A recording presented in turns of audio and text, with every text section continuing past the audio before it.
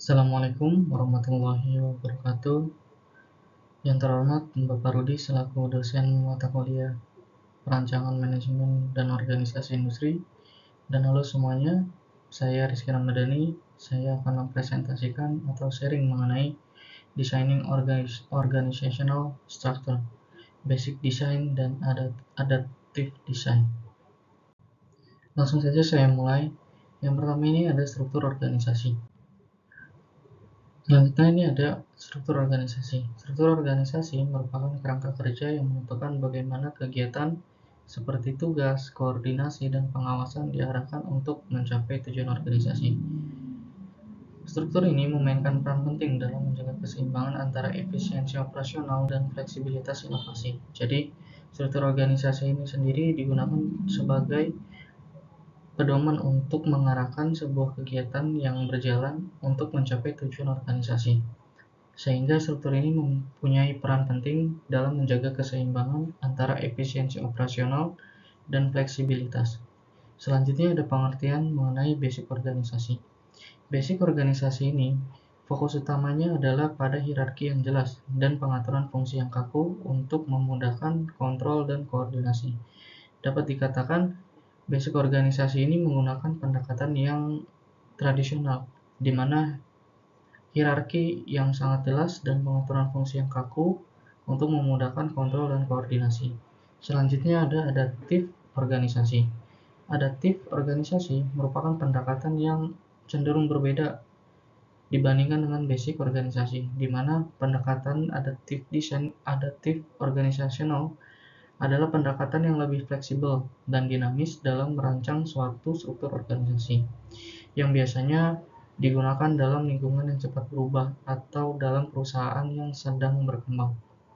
Sehingga organisasi ini memiliki kemampuan untuk menyesuaikan diri dengan perkembangan yang dialami oleh perusahaan.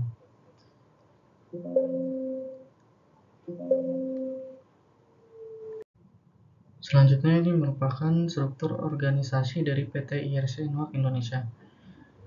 Mengapa saya mengambil studi kasus di PT IRC Nuak Indonesia, di mana PT IRC Nuak Indonesia ini merupakan tempat saya bekerja. Saya kurang lebih sudah 2 tahun bekerja di PT IRC Nuak Indonesia.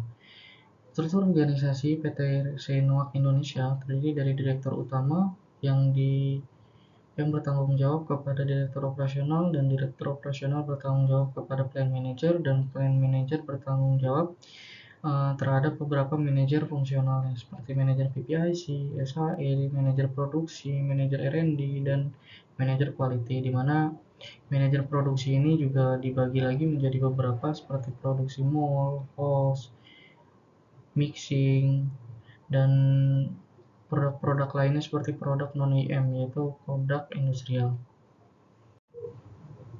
Selanjutnya ini merupakan organizational design atau 6 kunci elemen desain organisasi. Yang pertama ini adalah work specialization, di mana pengertian dari work specialization ini memiliki karakteristik di mana pembagian pekerjaannya itu dibagi lagi menjadi tugas-tugas yang sangat spesifik, yang lebih kecil, dalam ruang lingkup yang lebih kecil. Selanjutnya, setiap individu dalam organisasi memiliki fokus tugas yang spesifik untuk meningkatkan efisiensi dan keahlian.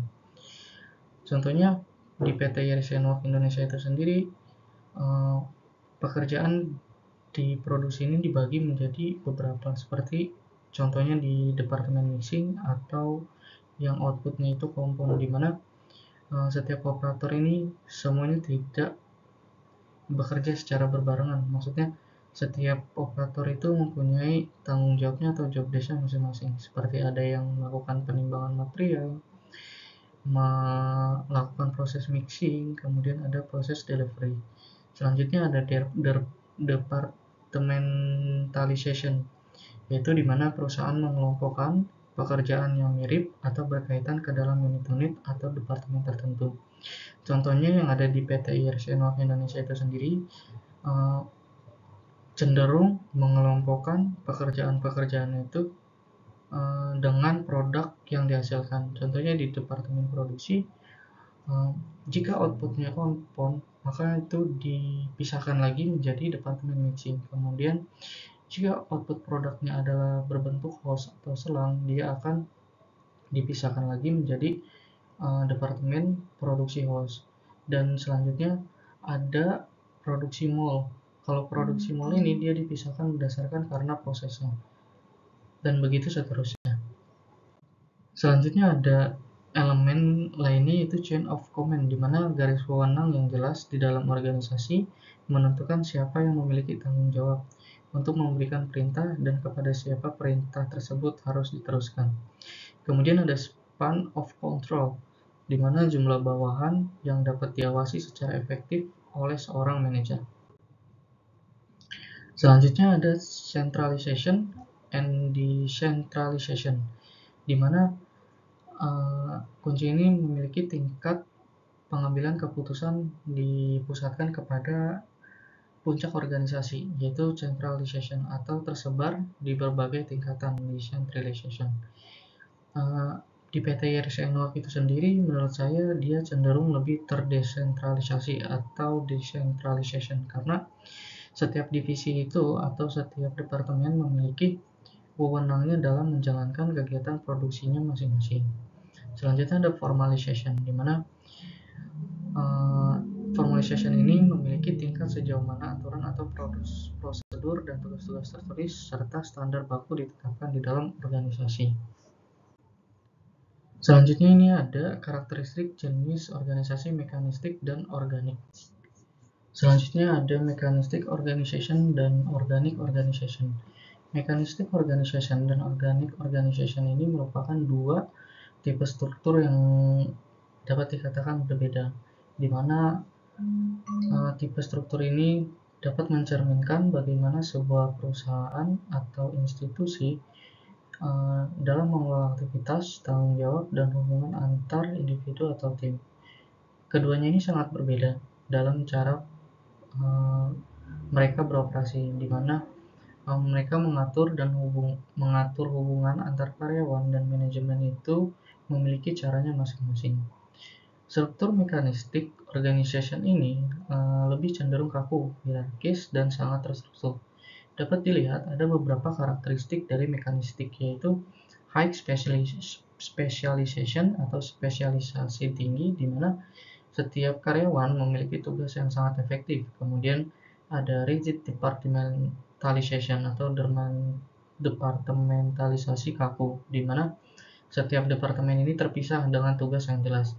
Selanjutnya ada clear chain of command, di mana ada garis komando yang tegas, di mana instruksi bergerak dari manajemen puncak hingga pekerja tingkat bawah. Selanjutnya ada narrow span of control, di mana manajer hanya mengawasi beberapa bawahan saja yang dapat memungkinkan pengawasan ketat terhadap pekerjaan mereka. Kemudian ada sentralisasi, di mana pengambilan keputusan berada di tangan manajemen atas, dan karyawan yang di level bawah hanya melaksanakan instruksi dari keputusan atau keputusan yang telah diambil oleh manajemen atas tersebut. Selanjutnya ada high formalization atau formalitas tinggi. Karakteristik ini mencerminkan bahwa banyaknya aturan, kebijakan, dan prosedur yang ketat untuk memastikan pekerjaan berjalan dengan konsisten. Selanjutnya ada organic organization.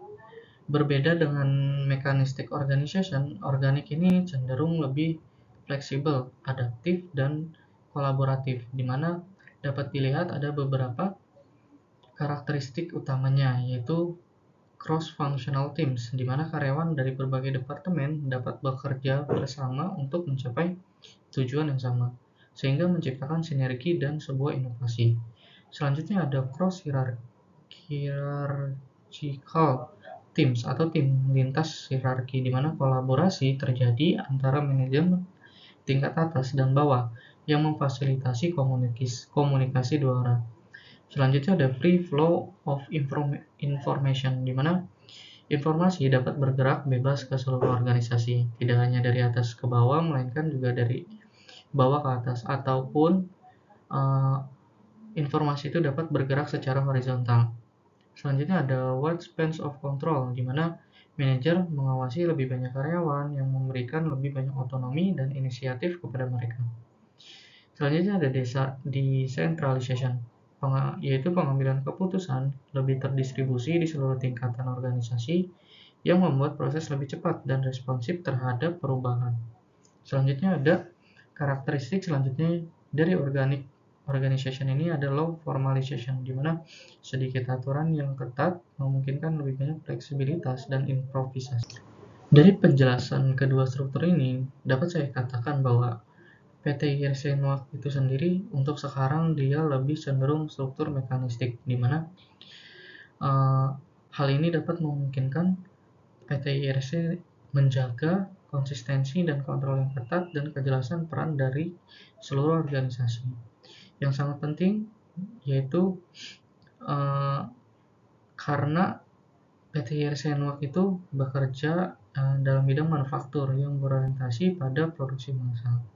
Namun, tidak ada menutup kemungkinan bahwasannya masih terdapat ruang bagi PT IRC Nuak Indonesia untuk dapat merubah strukturnya menjadi organic organization, di mana sebuah perusahaan untuk mengembangkan produk baru harus memerlukan sebuah fleksibilitas atau kolaboratif antar lintas departemen sehingga dapat mengembangkan suatu produk yang baik.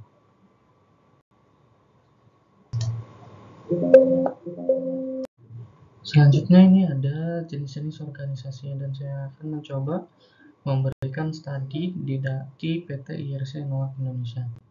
Yang pertama ada jenis struktur team structure, di mana tim struktur ini menekankan kolaborasi dan kerjasama antara anggota tim yang terdiri dari orang-orang dengan bidang keahlian yang berbeda-beda. Struktur ini sering diterapkan pada perusahaan yang ingin meningkatkan fleksibilitas dan inovasi, di mana pengambilan keputusan lebih terdesentralisasi dan dibagi kepada anggota-anggota timnya. Contohnya, ada kalanya PT IRC Nuak Indonesia membentuk suatu tim lintas fungsi atau lintas departemen yang terdiri dari beberapa ahli seperti desain produk, teknis produk, atau pengendalian kualitas sekalipun. Hal ini ditujukan untuk mengembangkan sebuah produk baru. Selanjutnya ada matrix structure, di mana struktur ini menggabungkan dua bentuk struktur organisasi yang biasanya fungsi dan proyek atau produk. Karyawan dalam struktur ini memiliki dua atasan, yaitu atasan yang pertama dari manajer departemennya, yang kemudian atasan dari manajer proyeknya. Struktur ini biasanya dirancang untuk meningkatkan fleksibilitas dan penggunaan sumber daya yang optimal. Contohnya pada PT IRC Nuak ini, ketika seorang karyawan ditugaskan selain job desk regulernya, ada kalanya karyawan tersebut harus mengikuti beberapa proyek seperti QCC, Jisuken, atau lainnya. Nah, setiap harinya atau setiap pertemuannya atau setiap periode tertentu, karyawan tersebut harus melaporkan progres mengenai kegiatan mereka ke manajer proyek tersebut atau manajer departemen tersebut. Selanjutnya ini ada project structure, di mana struktur project ini cenderung dibentuk untuk fokus utamanya yaitu menjalankan proyek-proyek tertentu. Dalam struktur proyek ini, tim proyek dibentuk secara temporer atau sementara untuk menyelesaikan proyek tertentu, dan jika sudah selesai, maka tim tersebut akan dibubarkan. Contoh dekatnya yang ada di PT IRC Nuak Indonesia belakangan ini atau dalam waktu dekat ini, PT IRC ini sedang menggempurkan untuk produk non-OEM atau produk non-otomotif, di mana PT IRC ini sedang mengembangkan produk LRB, lead rubber bearing, yang digunakan sebagai fondasi dari flyover atau perumahan. Nah, proyek ini tuh yang sekarang berjalan masih dengan tim proyek yang terdiri dari beberapa departemen atau lintas departemen. Nah, namun ketika proyek ini selesai atau sudah mass pro, tim project ini akan dibubarkan dan karyawan-karyawan tersebut akan kembali ke job desk regulernya dan sepenuhnya akan diserahkan ke Departemen Produksi Industrial dengan produk LRB tersebut. Selanjutnya ini ada boundaryless organization, di mana organisasi memiliki batas-batas tradisional antar departemen, fungsi, atau bahkan antar perusahaan, dan pemasok atau pelanggan kabur atau dihapuskan. Ini memungkinkan kolaborasi yang lebih fleksibel dan responsif terhadap perubahan lingkungan bisnis, di mana dapat diberikan contoh bahwasannya PT IRC Innov Indonesia ini sedang bekerjasama dengan perusahaan Cina untuk mengembangkan teknologi baru seperti mesin-mesin baru, dan yang belum lama ini PT IRC Innov Indonesia mengembangkan sebuah sistem barcode pada raw material atau compound. Sekian presentasi saya mengenai designing organisasional, yaitu dalam basic design dan adaptive design. Ada kesimpulan yang bisa saya tarik bahwasannya basic organization ini berfokus pada hierarki yang jelas dengan pengaturan fungsi yang sangat kaku untuk memudahkan kontrol dan koordinasi. Dan kemudian adaptive organization design ini cenderung lebih fleksibel dan dinamis dan cocok untuk lingkungan yang berubah secara cepat dan mendorong sebuah inovasi dan kemampuan beradaptasi. Jadi dapat disimpulkan bahwasannya basic atau adaptive organizational design dapat digunakan sesuai dengan kondisi dari perusahaan tersebut. Basic maupun adaptive memiliki nilainya masing-masing dan tidak bisa dikatakan mana yang lebih baik. Hal ini bergantung pada kondisi perusahaan. Perusahaan tersebut dapat mengadopsi basic organizational design ketika perusahaan itu sudah stabil atau cenderung sudah besar.